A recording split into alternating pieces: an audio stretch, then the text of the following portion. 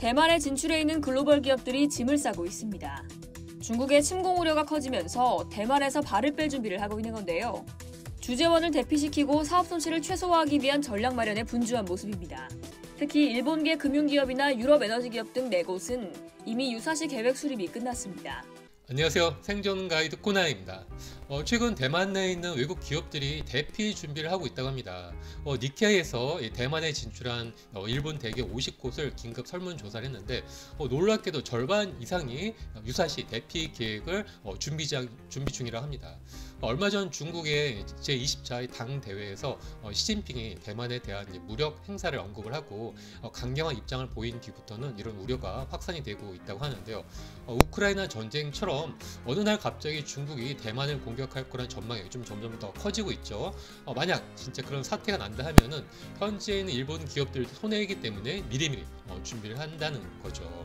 요즘 한국도 점점 더 이 북한의 도발 수위가 높아지고 있습니다. 오늘 뉴스에서도 이 북한이 울산 앞바다에 순항미사일 2발을 발사했다고 하는데 순항 미사일은 바다 위 2, 3m를 날아가기 때문에 레이더 탐지도 거의 안 되고 하는데요. 이 뉴스가 사실이라 하면 정말 빅 뉴스라고 할 수가 있죠. 심각한. 그래서 오늘은 유사시 이 기업들의 대처법에 대해서 간단히 말해보도록 하겠습니다. 지금 한반도 상황도 심상치 않기 때문에 우리 한국 기업들도 이 대만의 일본 기업들을 교훈 삼아서 조금씩 준비할 필요가 있는 거죠. 먼저 이 대만 내 외국 회사들의 대처 상황입니다. 자, 이 첫 번째. 대만 내 일본 회사들은 유사시 대처를 위해서 현지 출장을 최소화하고요. 현지 주재원 수를 계속 줄이고 있다 합니다. 아무래도 인원이 적을수록 유사시 대피도 더 쉽고 빠르겠죠. 자, 두 번째. 유사시의 신속한 주재원 대피를 위해서 외국으로 나가는 항공권을 미리 대량으로 구입을 했다고 합니다. 일본의 한 금융기업은 대만에 파견한 주재원과 가족들이 언제든 일본으로 귀국할 수 있도록 150명에 달하는 항공권과 예약자 명단을 미리 만들어놨다고 하고요. 또 언제 쓸지 모르는 항공권을 미리 샀다는 것은 가격 부담도 크지만은 기업으로서는 필수 인력을 지키는 게 더 싸다고 판단을 한 거죠. 자, 세 번째, 주변국의 중요 회사 인력을 대피시킬 수 있는 피난처랑 또 숙소를 준비를 하고 있다고 합니다. 대만에 약 300명 정도의 직원을 둔 한 일본 대기업은 대만인 사원 중에 이제 간부급, 또 중요 인력, 또 기술자, 자, 이들의 이 가족들을 동시에 일본에 대피시키지 못할 것들을 대비해서 그 주변국인 태국, 싱가포르, 말레이시아 같은 주변국의 대만인들을 대피시킬 수 있는 피난처랑 숙소를 준비를 하고 있다고 합니다. 자, 네 번째. 비상사태 시에 이제 기업의 데이터 손실을 최소화하고 또 빠른 업무 재개를 위해서 서버 데이터 이전을 하고 있다고 합니다. 요즘 기업들은 협력사나 외국 바이어랑 주문이나 발주 관리해서 이메일과 또 ERP 시스템을 쓰고 있는데 이런 서버 장비들과 백업 시스템을 외국으로 미리미리 이전을 하는 거죠. 대만에 있는 서버 데이터를 이미 일본으로 옮긴 회사도 있고요. 또 중국군이 이제 진입을 회사에 하면은 그런 기술 유출을 막기 위해서 서류들을 어떻게 파괴할지도 미리 검토 중이라고 합니다.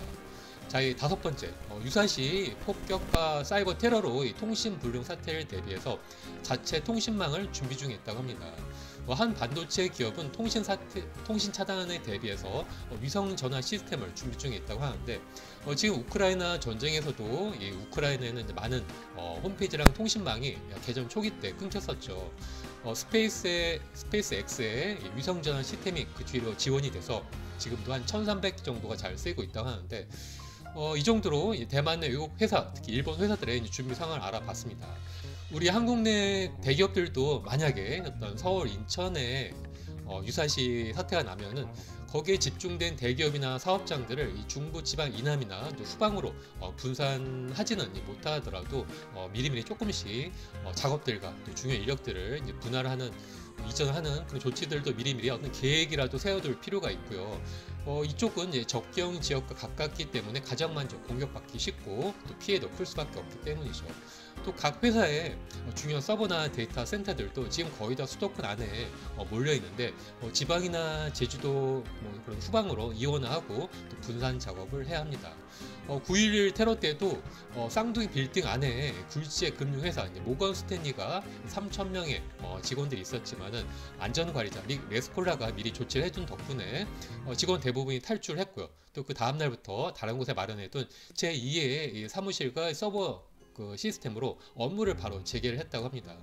우리도 저번 달에 다음 카카오의 이제 서버실 화재로 무려 5일 동안 메일과 카톡이 안 돼서 난리가 났었죠. 요즘은 기업뿐만 아니라 뭐 정부 기관이나 공무원들도 카톡으로 업무 지시를 내리고 받는데 우리도 네이버 라인 같은 제2의 세컨 SNS를 다 설치를 하고요. 또 미리미리 평상시에도 쓰면서 좀 기능들을 익혀놔야 합니다. 그리고 한국 기업들도 좀 지방에 커다란 기업 연수원들이 다 뭐 몇 개씩 있는데 이런 곳을 이제 비상시 직원들 숙소나 또 제2의 사업장을 쓸 수 있도록 미리미리 좀 준비를 해놔야 되고요. 만약 수도권이 공격을 받게 되면은 해당 직원들을 빨리 후방의 연수원으로 이동시키는 그런 작업들도 할 수 있겠죠. 또 통신망이 끊길 때를 대비해서 스페이스 X의 위성 전환 시스템 같은 것들도 충분히 준비를 하고요. 또 직원들한테 사용법들도 교육을 시켜놔야 되겠습니다. 또한 이 필수 부품과 원자재 같은 것들은 비상시 제때 수급을 받지 못할 수 있기 때문에 미리 대형 창고들을 섭외를 해서 최소분을 좀 준비해 놔야 되고요. 또 자체 연락망과 또 직원 대피인원들과 절차 같은 것들 그런 시스템도 준비해 놔야 되겠습니다. 저도 2017년 한 번 위기 때 여기 또 회관이나 뭐 포스코 같은 대기업에 가갖고 전쟁 대처법들을 이제 강의를 했었는데 지금은 그때보다 더 북한의 도발이 점점 더 심해지고 있고요. 더 위험해지고 있는데 참 심상치 않은 분위기입니다. 만약 북한이 조금만이라도 도발을 하게 되면은 정말 난리가 나고 혼란이 있을 수가 있기 때문에 우리 기업들도 만약 그런 상황이 됐을 때 어떻게 해야 될지 시나리오를 짜고요. 또 최악의 상황에 대비해서 가정을 해서 좀 대비를 해야 되겠습니다. 다음에 더 좋은 정보 가지고 나오겠습니다. 고맙습니다. 오늘 영상 재밌게 보셨나요? 재밌고 또 좋은 정보다 생각하시면 꼭 좋아요와 구독 버튼 눌러주세요.